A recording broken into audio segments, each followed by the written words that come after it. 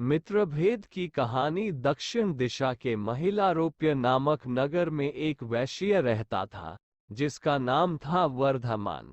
वर्धमान ने धर्मयुक्त रीति से व्यापार में पर्याप्त धन पैदा किया था, किंतु उतने से उसे संतोष नहीं था। एक बार रात को लेटे हुए उसने विचार किया कि अपनी धन संपत्ति को बढ़ाने के लिए उसे कोई और उपाय करना चाहिए, क्योंकि धन ही एक ऐसी वस्तु है जिससे संसार की कोई भी वस्तु प्राप्त की जा सकती है।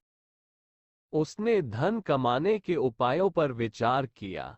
धन 6 उपायों से है जाता है: भिक्षा, राजसेवा, खेती, विद्या, सूद और व्यापार से। इन 6 उपायों में उसे प्यार ही सर्वोत्तम लगा। यही सब सोचकर वर्धमान ने अपने नगर से बाहर जाने का संकल्प किया। उसने व्यापार योग्य माल एक बैलगाड़ी में लदवाया और अपने गुरुजनों का आशीर्वाद तया परिवारजनों का स्नेह प्राप्त कर अपने संजीवक और नंदक नाम के 2 बैलों को गाड़ी में जाकर मथुरा के लिए चल पड़ा। सुरक्षा की दृष्टि से उसने कई सेवक भी साथ ले लिए।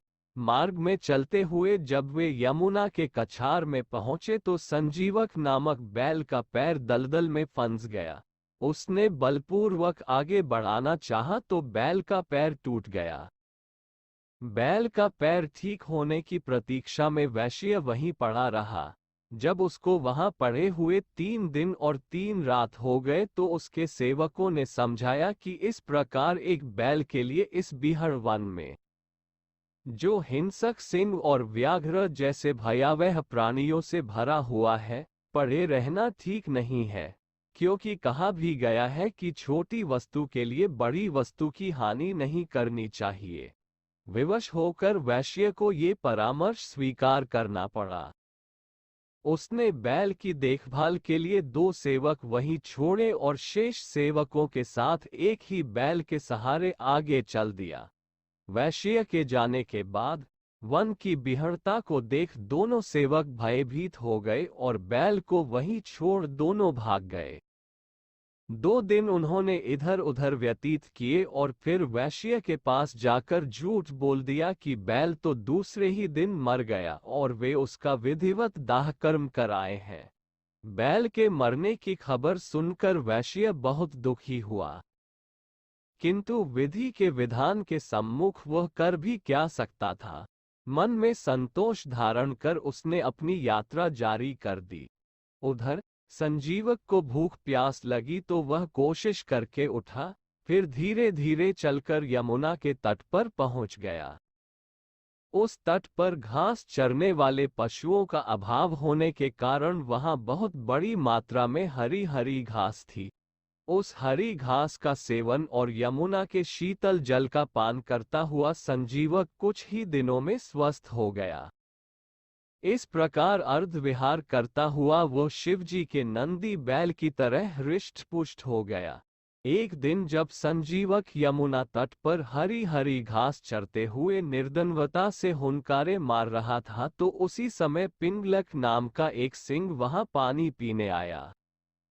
दूर से ही उसने संजीवक की हुंकारें सुनी तो वह डर गया और झाड़ियों में जा छिपा।